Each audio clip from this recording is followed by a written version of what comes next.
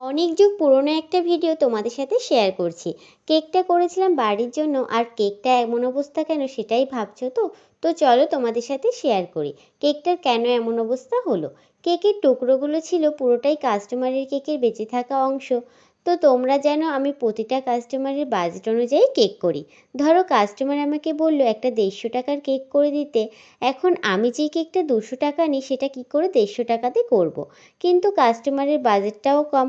তখন আমি কেকের একটা বা দুটো লেয়ার কেটে রেখে দিই। অনেক সময় সেগুলো দিয়ে গ্লাস কেক বানাই, তা না হলে এরকম বড় কেকের মতো করে বানাই, যেমনটা আজকে বানাচ্ছি।